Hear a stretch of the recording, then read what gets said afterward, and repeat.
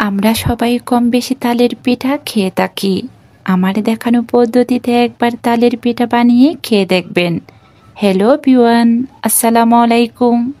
আজকের আয়োজনে থাকছে তালের পিঠা। কিভাবে খুব সহজে এই লোভনীয় তালের পিঠা তৈরি করা যায়, আজকে দেখাবো তার রেসিপি। একটি তাল আমি ধুয়ে পরিষ্কার করে নিয়েছি। এখন তালের খোসা ছাড়িয়ে নিচ্ছি। তালের খোসা ছাড়ানো হয়ে গিয়েছে। এখন তালের আটি থেকে আমি বের করে নিব তালের রস। সামান্য পরিমাণের পানি দিয়ে তালের আটি থেকে তালের রস ছাড়িয়ে নিচ্ছি। তালের আটি থেকে সবগুলো তালের পাল্প বের করে নিয়েছি। একটি ডিম নিয়ে নিয়েছি। এখন ডিমে দিয়ে দিচ্ছি 1 চিমটি পরিমাণের বেকিং পাউডার আর 1 কাপ পরিমাণের চিনি। এখন আমি 1.5 কাপ পরিমাণের সুজি আগুনে হালকা করে রোস্ট করে নিচ্ছি।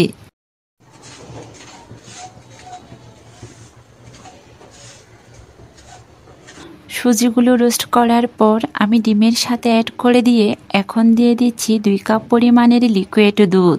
সবগুলো উপকরণ একটি উইন্সের সাহায্যে খুব ভালো করে মিশিয়ে নিচ্ছি।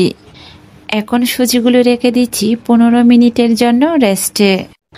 আপনারা দেখতে পাচ্ছেন আমি একটি প্যানে নিয়ে নিচ্ছি 3 কাপ পরিমাণের তালের পাল্প। এখন দিয়ে দিচ্ছি 1 কাপ পরিমাণের কোরানো নারকেল।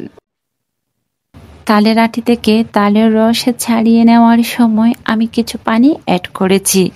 এখন সে পানিগুলো আমি আগুনে শুকিয়ে নিচ্ছি।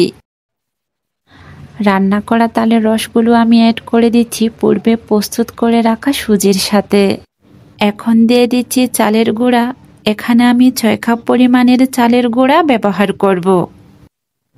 সবগুলো উপকরণ খুব ভালো করে হাতের সাহায্যে মেখে নিচ্ছি। সবগুলো উপকরণ মাখানোর পর আবারও দিয়ে দিচ্ছি 2 চামচ তালের পাল্প।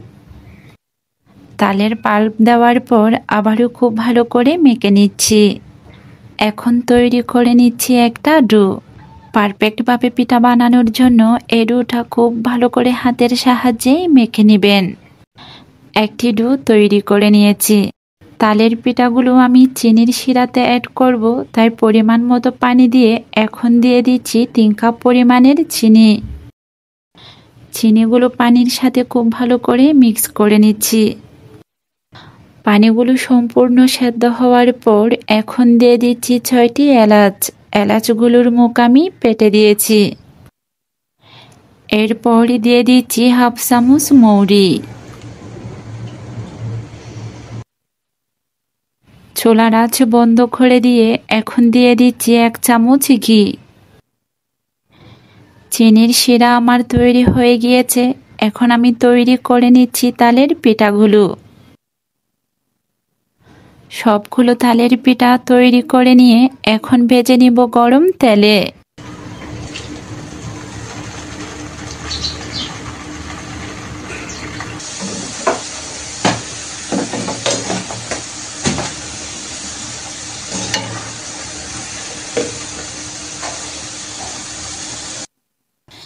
তালের পিঠাগুলো গরম তেলে ভেজে নেওয়ার পর এখন দিয়ে দিচ্ছি পূর্বে প্রস্তুত করে রাখা চিনির শিরায়।